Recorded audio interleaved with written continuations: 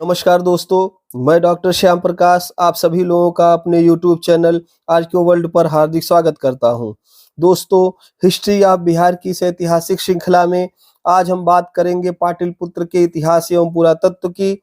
हालांकि हम लोगों ने पाटलिपुत्र के पुरातात्विक अवशेषों पर पिछले वीडियोज में भी चर्चा किया हुआ है और कई सारे इतिहासकारों और पुरातत्व वैज्ञानिकों के विषय में बताया है, जिन्होंने कुम्हरार, बुलंदी बाग या पटना के आसपास पुरातात्विक सर्वेक्षण कार्य करके, उत्खनन कार्य करके यह बताने में सक्षम रहे हैं कि जो पटना का एरिया है वही प्राचीन पाटलिपुत्र है। आज हम बात करेंगे यहाँ के इतिहास की विशेष रूप से और ब्रीफली देखेंगे यहाँ के पुरातत्व को। तो यदि आप लोगों ने मेरे चैनल को लाइक सब्सक्राइब नहीं किया है तो लाइक सब्सक्राइब कर लें, बेल का बटन दबा दें, जिससे कि मेरे आने वाली वीडियो की नोटिफिकेशन आपको सबसे पहले प्राप्त हो सके। तो चलिए हम प्रारंभ करते हैं। दोस्तों, हम सर्वप्रथम ये देखते हैं कि पाटलिपुत्र का जो अलग अलग नाम है वो अलग अलग ग्रंथों में प्राप्त होता है या फिर जो चीनी यात्री आए हुए थे उनके यात्रा वृत्तांत में प्राप्त होता है। तो वो कौन से नाम हैं इसको हम देखेंगे। तो पाटलिपुत्र को कुसुमपुर, कुसुमध्वज, पुष्पपुर, पुष्पावती, पुष्पाभय, पुष्पालयपुर, श्रीनगर, पुष्पपुरी, पाटलिपुत्र, पाटलिपुत्र, पालीब्रोथा, पालिम्बोथ, कुसुमपोलो, पोचाली, त्सुचिंग आदि नामों से जाना जाता है। तो इनमें से हम देखें तो जो कुसुमपुर, कुसुमध्वज जैसे नाम हैं, ये सारे नाम तो बौद्ध और जैन ग्रंथों में विशेष रूप से दिखलाई देते हैं, लेकिन जो पालीब्रोथा है ये हमको दिखलाई देता है इंडिका में, जिसको किसने लिखा था? मेगस्थनीज ने। इसकी चर्चा हम लोगों ने पिछले वीडियो में की हुई है कि इंडिका का लेखक कौन है, मेगस्थनीज है। और उससे हमको क्या पता चला था? उससे हमको पता चला था पाटलिपुत्र के नगर नियोजन के विषय में, कि वो कितना लंबा चौड़ा है और इसके अंदर में स्टेडिया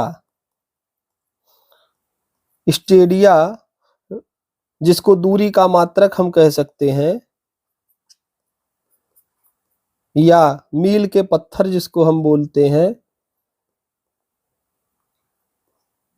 ये लगे हुए थे और दूरी को ये स्टेडिया में बताता है कौन?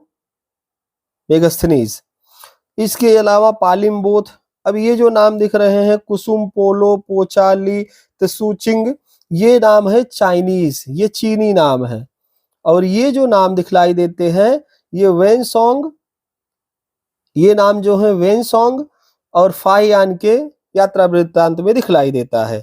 तो इस तरीके से पाटलिपुत्र सारे भारतीय और विदेशी ग्रंथों में जो नाम है वो अलग अलग प्राप्त होता है, जिसके विषय में अभी हम लोगों ने चर्चा किया कि वो कौन कौन से नाम है। कुसुमपुर कहा गया इसलिए कि यहाँ पर पुष्प दिखलाई दिया, फूल दिखलाई दिया, जो कि पाटली का फूल था, पाटली के वृक्ष थे और उसके फूल थे।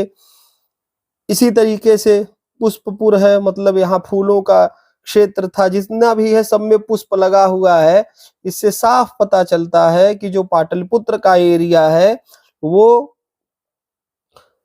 ऐसे स्थान पर था जहां पर पाटली नाम के वृक्ष थे और उसके पुष्प हमें दिखलाई दे रहे थे। वैसे कुसुमपुर या पालीब्रोथा जैसे नाम ज्यादा प्रचलित दिखलाई देते हैं पाटलिपुत्र के संदर्भ में। हम आगे बढ़ते हैं। चीनी यात्री वेनसोंग के भारत यात्रा वृत्तांत से पता चलता है कि गंगा नदी के दक्षिण में स्थित पाटलिपुत्र नगर का घेरा करीब 70 ली में विस्तृत है। तो जो चीनी यात्री वेनसोंग है ये आया हुआ था हर्षवर्धन के काल में। हर्षवर्धन पुष्य भूति वंश का प्रतापी शासक था और इसके समय में आकर के इसने भारत के विभिन्न क्षेत्रों का दौरा किया हुआ था, भ्रमण किया हुआ था। और जहां से वो निकलता था वेनसोंग, वहां से लेकर जहां पहुंचता था इसके बीच की दूरी को ये ली में बताता है। जैसे मेगास्थनीज स्टेडिया में बताता है, वैसे ह्वेनसांग दूरी को ली में बताता है। तो वो कहता है कि पाटलिपुत्र का घेरा ही करीब 70 ली का था। तो इससे पता चलता है कि जो पाटलिपुत्र है, पालीब्रोथा का एरिया है या पाटलिपुत्र का एरिया है, ये काफी बड़ा था। और हमको पता चलता है इंडिका से कि ये फोर्टिफाइड था, ये चहारदीवारी से घिरा हुआ था और ये लकड़ी के बने हुए थे। चहारदीवारी लकड़ी की बनी हुई थी। बीच में नगर हुआ करता था जिसके अंदर जाने के 64 दरवाजे दिखलाई देते हैं। इसके अलावा परिखा बनी हुई थी, रास्ता था अंदर जाने का। इसके अलावा परिखा बनी हुई थी, चहारदीवारी बनी हुई थी और ये पाटलिपुत्र का नगर। और मेगास्थनीज कहता है कि एकदम मध्य में जाकर के राजा का भवन दिखलाई देता है जिसको राजप्रासाद कहते हैं। तो इसकी चर्चा हम आगे करेंगे, लेकिन एक चर्चा ये कर लेते हैं कि जो पाटलिपुत्र का एरिया है या मगध का क्षेत्र है, इस क्षेत्र में ज्यादातर जो निर्माण किए गए मौर्य काल में वो लकड़ी के किए गए, वो निर्माण लकड़ी से किए गए हैं। तो ऐसा क्यों? भवनों के निर्माण में भी ईंट का प्रयोग हमको ज्यादा नहीं दिखलाई देता है, बल्कि लकड़ी का प्रयोग ज्यादा दिखलाई देता है। तो ऐसे में विद्वानों ने यह माना कि जो मध्य गंगा घाटी का क्षेत्र है, खास तौर से जिसमें मगध का एरिया आता है, पाटलिपुत्र का एरिया आता है, इस एरिया में लकड़ी सर्वाधिक मात्रा में हुआ करती थी। इसीलिए ज्यादातर भवन निर्माण में लकड़ी का ही प्रयोग किया गया है। पुरातात्विक संदर्भ में हम लोगों ने पीछे भी देखा था कि चाहे कुम्भरहार रहा हो, 80 स्तंभों वाला हमने भवन देखा था, और चाहे बुलंदी बाग रहा हो, डीबी स्पूनर ने एक्सकेवेट करके यहां से चहारदीवारी प्राप्त की थी, जो किसकी थी?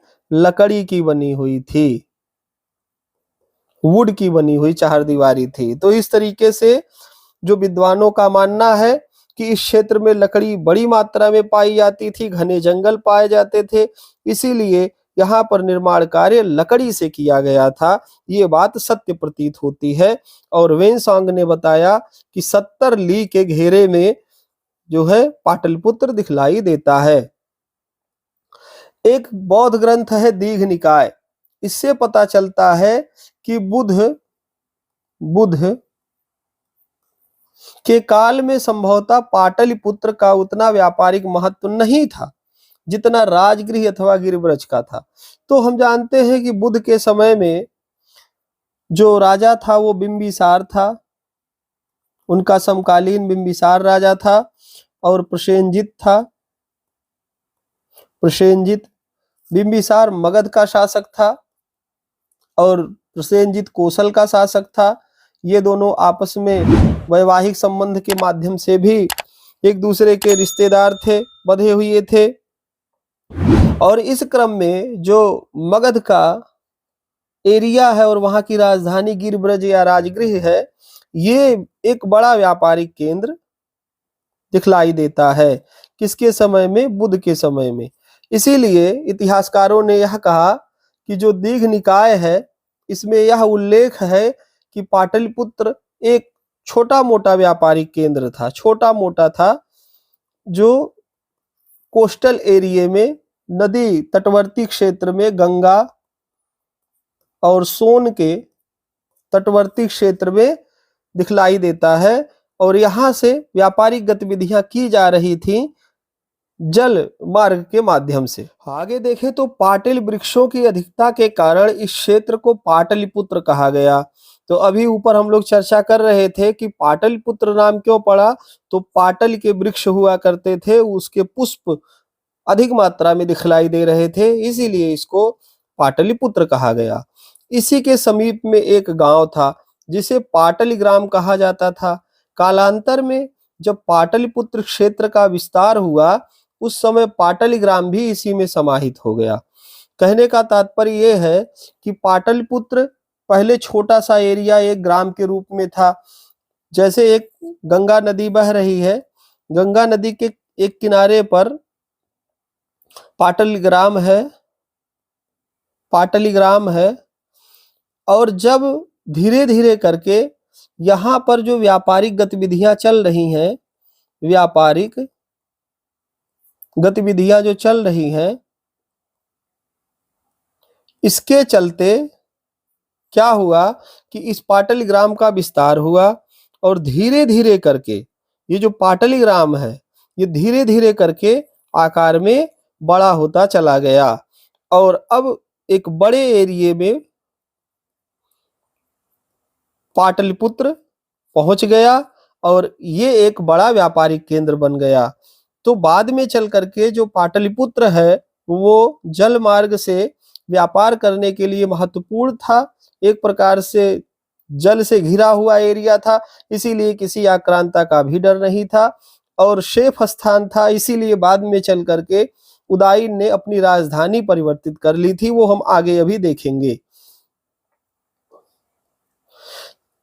अजातशत्रु के मृत्योपरांत उसके पुत्र उदाइन ने शोकाकुल होकर अपने राज्याभिषेक के चौथे वर्ष अपनी राजधानी को परिवर्तित कर पाटलिपुत्र में स्थानांतरित कर लिया।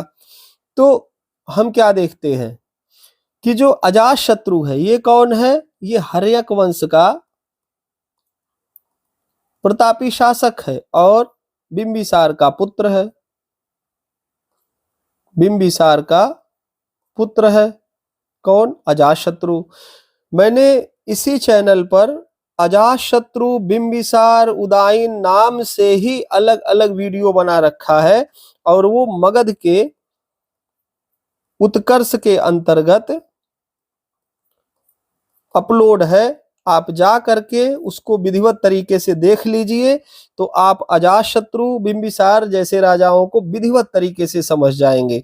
तो हुआ ये कि अजातशत्रु के मृत्योपरांत जो उसका पुत्र उदाइन है, अब कुछ इतिहासकार कहते हैं कि जो उदाइन है, उदयी है, उदय भद्र है, इसी को उदय भद्र भी कहा गया है। अब ये जो राजा है ये इसने अपने पिता को मार दिया अजातशत्रु को, और अजातशत्रु जो था इसने अपने पिता बिंबिसार को उसके जीवन के अंतिम समय में कारागृह में डाल दिया था और वहां पर उसकी मृत्यु हो गई थी बिंबिसार की। तो इसको एक पितृहंता वंश भी बहुत सारे इतिहासकार कहते हैं।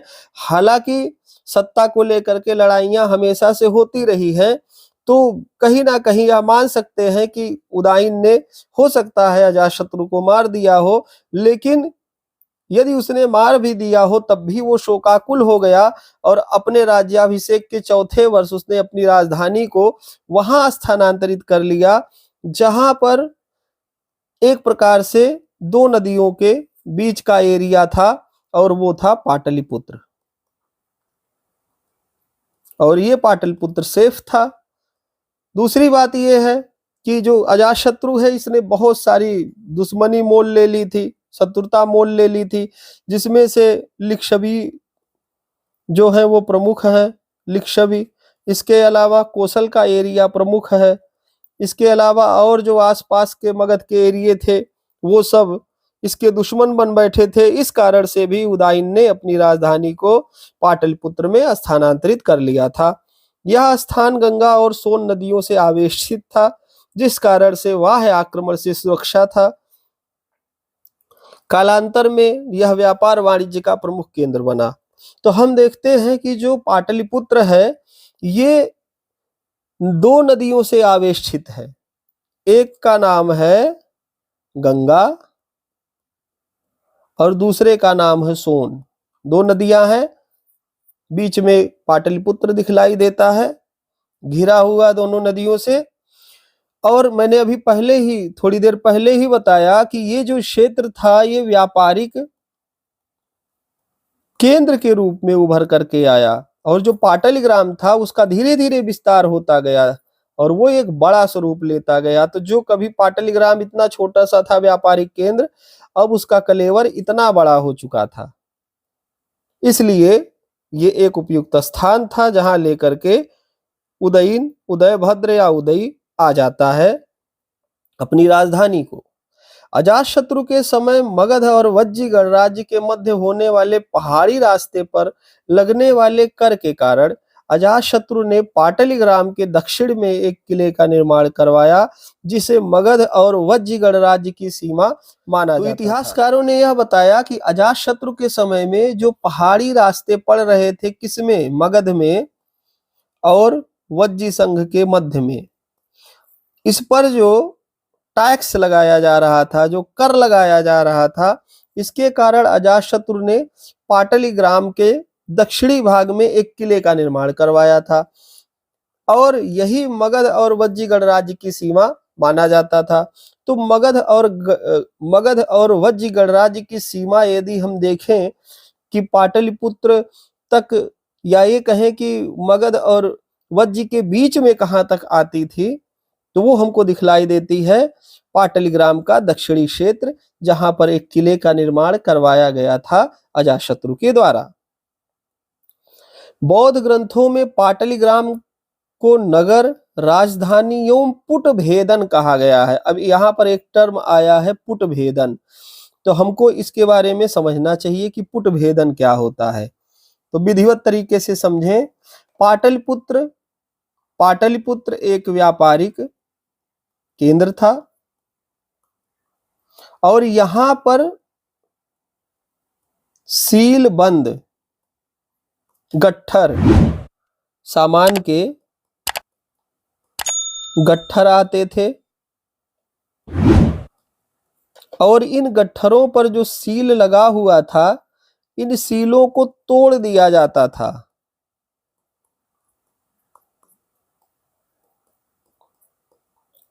तो इन सीलों को तोड़ने के कारण इनको पुटभेदन कहा जाता था, पुटभेदन।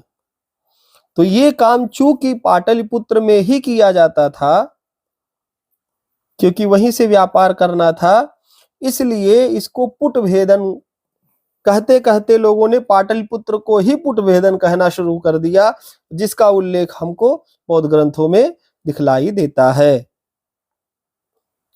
बौद्ध ग्रंथों से ज्ञात होता है कि अजातशत्रु के दो बौद्ध समण बमण अर्थात विद्वान मंत्रियों सुनीध और वत्सकार पाटलिपुत्र नगर को बसा रहे थे और वज्जियों के आक्रमण से सुरक्षा हेतु इसकी किलेबंदी भी कर रहे थे। इसी समय पाटलिपुत्र में गौतम द्वार और गौतम घाट का निर्माण किया गया। तो जो बौद्ध ग्रंथ हैं वो स्पष्ट रूप से बताते हैं कि अजातशत्रु के समय में दो बौद्ध समण बमण विद्वान थे, एक का नाम था सुनीध, दूसरे का नाम था वत्सकार। तो हम जानते हैं कि ये जो वत्सकार है ये गया हुआ था लिच्छवियों के यहाँ। कहाँ पे? वैशाली में।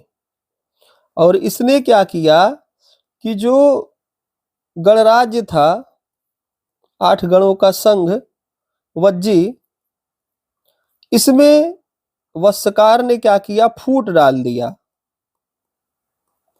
और जब फूट पड़ गया तब अजातशत्रु ने क्या किया, अजातशत्रु जो है ये सेना लेकर के आया और वैशाली पर आक्रमण कर दिया और अपने साथ 2 महत्वपूर्ण अस्त्र या प्रक्षेपास्त्र लेकर के आया। एक का नाम था शिलाकंटक,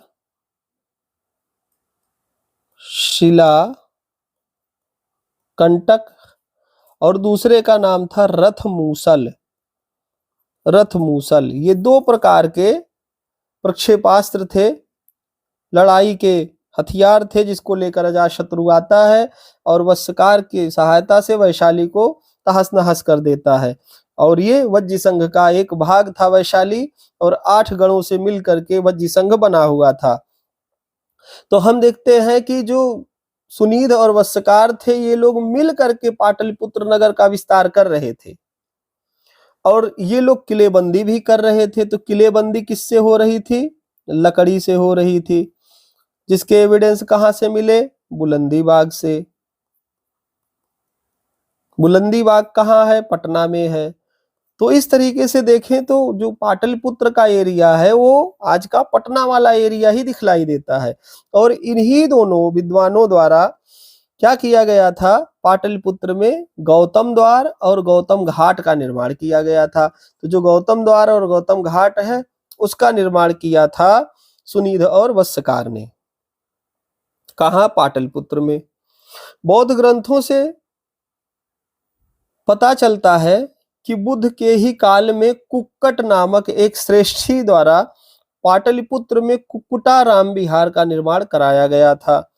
तो जो बौद्ध ग्रंथ हैं वो बताते हैं कि बुद्ध के काल में एक कुक्कुट नाम का श्रेष्ठी हुआ करता था और इस कुक्कुट ने क्या किया था? पाटलिपुत्र में अपने ही नाम पर एक विहार बनवाया था, बुद्ध को दान में दिया था, जिसको कुक्कुटाराम विहार कहते हैं।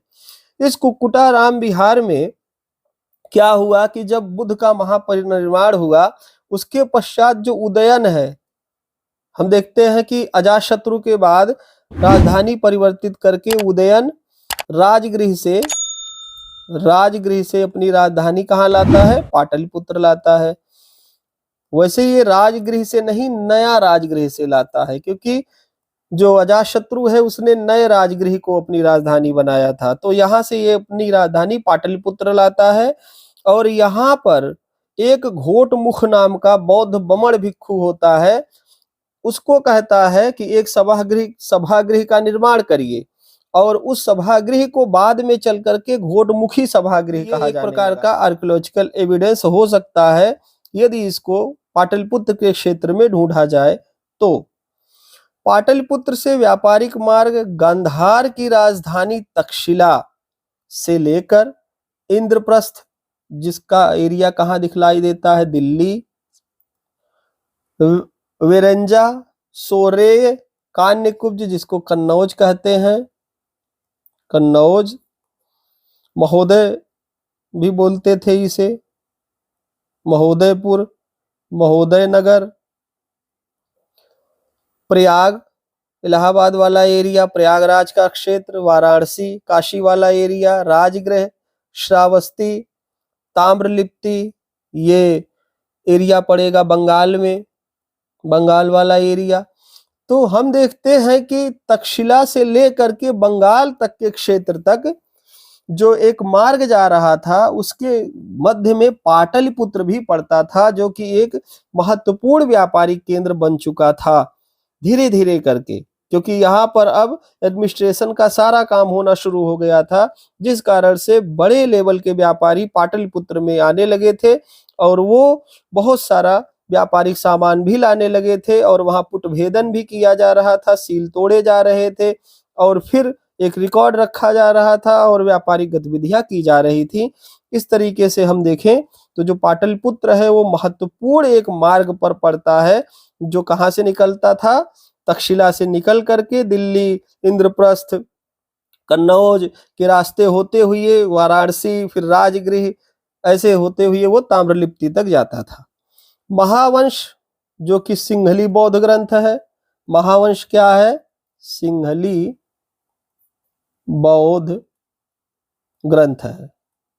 सिंहली बौद्ध ग्रंथ दो हमको दिखलाई देते हैं, एक का नाम है दीपवंश और दूसरे का नाम है महावंश। के 11वें परिच्छेद में सिंहल के राजा तिस्स और अशोक के मध्य पाटलिपुत्र में हुई भेंट वार्ता का उल्लेख मिलता है, जो ताम्रलिप्ति बंदरगाह के रास्ते पाटलिपुत्र आया हुआ था। कौन आया था? तिस्स आया हुआ था। तो हमको ये पता चला कि जो तिस्स है ये राजा अशोक का समकालीन है। अशोक कौन है? तो मगध का प्रतापी चक्रवर्ती सम्राट है, चक्रवर्ती सम्राट है। और अशोक ने एक उपाधि धारण की थी देवानंग पिय, और यही उपाधि इसने तिस्स को दे दिया था और इसका अर्थ होता है देवों का प्रिय। मैंने पीछे के वीडियो में चर्चा किया है, देवों का प्रिय। और देव किसे कहते हैं? जो ज्ञान देते थे, ज्ञान देते थे। और ज्ञान देने का काम कौन लोग करते थे? तो ज्ञान देने का काम बौद्ध भिक्षु करते थे।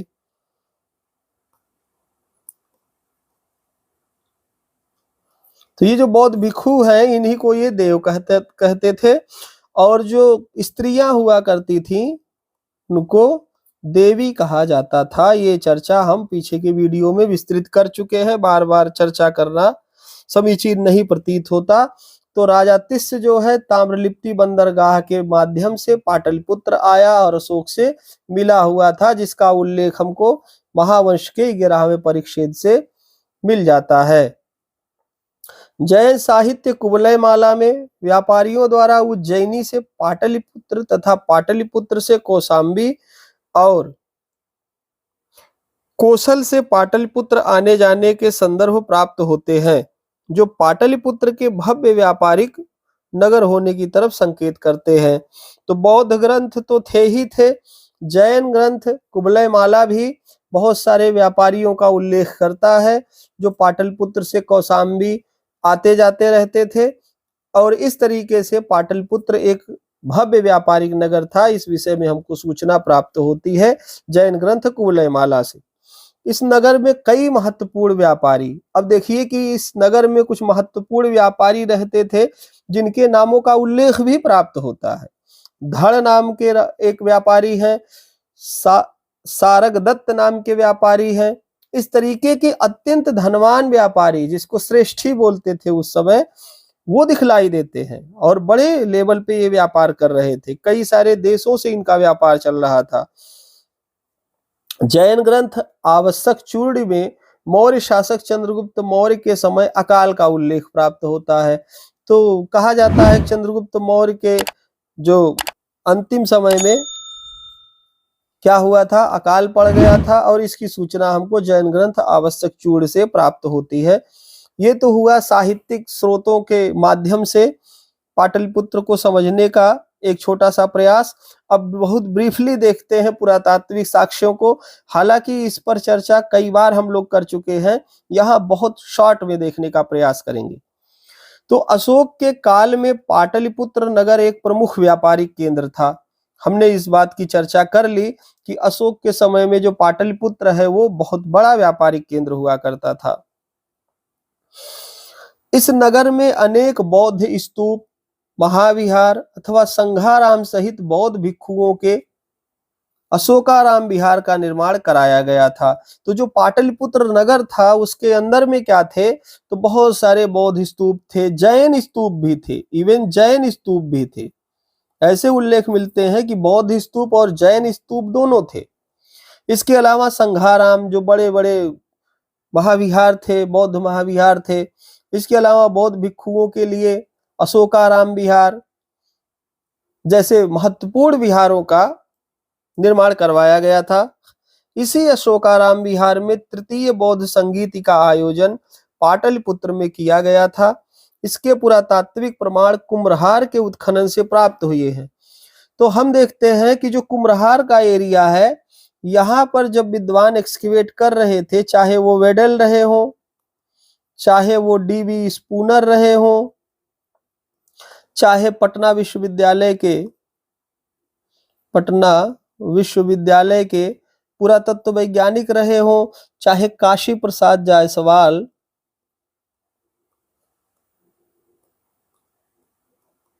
शोध संस्थान या रिसर्च इंस्टीट्यूट जो है पटना में, यहाँ के इतिहासकार रहे हो, तो ये सब लोग जो एक्सकेवेट करवा रहे थे और कुम्हरार का, तो यहाँ से एक लाइन से कई महाविहार प्राप्त हुए थे, जिसको लेकर के विद्वानों ने कहा था कि ये वही महाविहार हैं जिनका निर्माण करवाया गया था तृतीय बौद्ध संगीति जब हो रही थी अशोकाराम विहार में, उसके लिए। और दूर दराज के भिक्षु आकर के यहाँ पर रुके हुए थे, जो पार्टिसिपेट करने आए हुए थे तृतीय बौद्ध संगीति में। इससे साफ पता चला कि अशोकाराम विहार संभवतः कुम्हरार वाले क्षेत्र में ही रहा होगा, जैसा कि आर्कियोलॉजिस्ट बता रहे हैं। लंबी रक्षा प्राचीरों के पुरातात्विक प्रमाण पटना के बुलंदी बाग से प्राप्त हुए हैं। इसके अतिरिक्त कुम्भरहार एवं बुलंदी बाग के उत्खनन से अनेक पुरा सामग्रियों की प्राप्ति हुई है, जो इसके एक व्यापारिक केंद्र होने की तरफ संकेत करते हैं। तो हमने अभी क्या देखा था ऊपर में कि बहुत सारे जो ग्रंथ हैं, जैन बौद्ध ग्रंथ हैं, उनमें हमको या तो सिंहली बौद्ध ग्रंथ है या फिर जो चीनी यात्री आए थे उनके अकाउंट हैं, यात्रा वृत्तांत है, या मेगस्थनीज की इंडिका है, उससे हमें पता चला था कि जो हमारा पाटलिपुत्र है ये एक बड़ा व्यापारिक केंद्र है और यहाँ पर उत्खनन से मिली सामग्रियां इसकी पुष्टि करती है कि पाटलिपुत्र एक बड़ा व्यापारिक केंद्र था। इसके अलावा बुलंदी बाग का उत्खनन बेसिकली किया किसने था? तो इस पुनर महोदय ने किया था और इस पुनर महोदय को ही यहाँ से लकड़ी के बड़े बड़े पट्ट मिले थे, जिसके आधार पर उन्होंने कहा था कि ये जो पट्ट हैं ये चहरदीवारी हैं, जैसा कि उल्लेख इंडिका में मिलता है कि जो पाटलिपुत्र है वो चहरदीवारी से घिरा हुआ है। और इस तरीके से हमको पता चला कि जो पाटलिपुत्र का एरिया है वो पूरी तरीके से लकड़ी से ही निर्माणाधीन था। और लकड़ी से क्यों निर्माणाधीन था, मैंने इस पर चर्चा किया है कि इस क्षेत्र में ज्यादातर वन थे, जंगल थे और वहां अच्छे किस्म की लकड़ियां थी, जिनको काट करके एक तो खेती का कार्य शुरू किया गया और दूसरे इन्हीं लकड़ियों का प्रयोग करके यहाँ भवनों का निर्माण किया गया। क्योंकि इंडिका में मेगस्थनीज बताता है कि चंद्रगुप्त मौर्य का जो भवन है वो पूरा लकड़ी का बना हुआ है और जो उसका सभा भवन था जिसको 100 स्तंभों वाला बताया जाता है, एक्सकवेशन में हमको 80 स्तंभ मिले हुए हैं, इसीलिए डिटरमाइन किया गया कि ये वही सभा भवन होगा। खैर, इस तरीके से पता चलता है कि जो पाटलिपुत्र है वो व्यापारिक केंद्र था और बुलंदी बाग जैसे एरिया से, कुम्भरहार जैसे एरिया से उसके पुरातात्विक साक्ष्य प्राप्त हो रहे हैं और राजभवन होने के, राजप्रासाद होने के भी साक्ष्य प्राप्त हो रहे हैं, जिसमें से मौर्य काल के बहुत सारे एविडेंस हमको दिखलाई देते हैं। हालांकि विद्वानों का मानना है कि कुम्भरहार से ही जो ऊपर का चरण है उसमें कुछ गुप्त काल के भी एविडेंस मिल रहे हैं, लेकिन नीचे वाले लेवल में जाते हैं जब संस्कृतियों के क्रम में, तो सबसे नीचे वाले में हमको मौर्य काल के एविडेंस दिखलाई देते हैं। बहुत सारे मिट्टी के बर्तन, ऑर्नामेंट्स, व्यापारिक गतिविधियों में प्रयोग की जाने वाली सामग्रियां, प्रस्तर के तमाम प्रकार के स्तंभ, इस तरीके की बहुत सारी चीजें हमको कुम्भरहार से मिली हुई हैं। कभी टाइम मिलेगा तो मैं कुम्भरहार के एक्सकवेशन को पूरा रिव्यू करके आप लोगों को दे दूंगा। अभी हम ब्रीफली देखते हैं। यहाँ की का मतलब हुआ पाटलिपुत्र के, जिसको हम पटना कहते हैं। यहाँ की भिखना पहाड़ी से अनेक मौर्यकालीन पुरावशेषों की प्राप्ति हुई है। पटना में वर्तमान में एक महेंद्रू नाम का मोहल्ला है। तो अब देखिए इसकी जो पुष्टि है वो इससे भी हो रही है कि महिंद और संघमिता का नाम हमने सुना था। तो संघमिता चली गई थी श्रीलंका, सिंघल वहां रहने लगी। महिंद आए हुए थे तो उनके नाम पर ही एक मोहल्ला पड़ गया था, जिसको महिंद मोहल्ला के नाम से आज भी जाना जाता है। भिखना पहाड़ी जो कि आर्टिफिशियल पहाड़ी मानी गई है, ये जो है कृत्रिम पहाड़ी है। कहा जाता है कि जब बात हुई कि महिंद आकर के यहाँ रहे तो महिंद ने कहा कि नहीं, हम जो है रहेंगे तो बिल्कुल अलग रहेंगे, भिक्षु बन करके रहेंगे और हम किसी ऊंचे स्थान पर रहेंगे। तो अशोक ने क्या किया था कि पाटलिपुत्र में एक आर्टिफिशियल पहाड़ी बनवाई थी, जिसमें आकर के महेंद्र रहते हैं कुछ समय तक भिखना पहाड़ी पर, और इसके बाद वो वहां से छोड़ करके फिर सिंघल को चले जाते हैं। कहां से? ताम्रलिप्ति के रास्ते से। ऐसे संदर्भ मिलते हैं कि यहां से होकर महिंद थेर सिंघल को गए थे। तो चूंकि ये थेरवादी परंपरा को मानते थे इसलिए इनको महिंद थेर कहा जाता था। और ये जो है, जो महेंद्रू मोहल्ला दिखलाई देता है, ये गंगा नदी के किनारे पर दिखलाई देता है। और ऐसी मान्यता है विद्वानों की कि यहीं से हो करके, गंगा नदी के किनारे से ही हो करके जो महिंद हैं वो गए हुए थे। कहाँ? सिंघल को। किस लिए गए थे? तो जो यहाँ राजा तिस्स है, राजा तिस्स है, इसको देखने की ये जो धम्म का आचरण है वो ढंग से कर रहा है कि नहीं, तिस्स जो है वो सम्यक कल्चर को मान रहे हैं कि नहीं, उनके यहाँ किस तरीके से जो है धम्म पर लोग काम कर रहे हैं, या फिर कितने लोग धम्म को अपना रहे हैं, कौन नहीं अपना रहे हैं। इस तरीके की गतिविधियों का जायजा लेने के लिए महिंद गए हुए थे तिस्स से मिलने, और वहां जाकर के बड़े प्रसन्न हुए। बाद में चल करके तिस्स भी आते हैं पाटलिपुत्र के एरिया में। और इस तरीके से बहुत ब्रीफली हमने समझने का प्रयास किया कि पाटलिपुत्र का इतिहास और पुरातत्व क्या है। इसके टुकड़े टुकड़े में पीछे वीडियोस में भी कई सारे अंश आपको दिखलाई देंगे। यहाँ समग्रता में देखने का प्रयास किया गया है, हालांकि ये थोड़ा शॉर्ट में ही है। पूरी तरीके से पाटलिपुत्र के संदर्भों को ढूंढने में बहुत समय लग जाएगा। आप लोग मेरे साथ इस वीडियो में अंत तक बने रहे, इसके लिए आप सभी लोगों का बहुत बहुत धन्यवाद।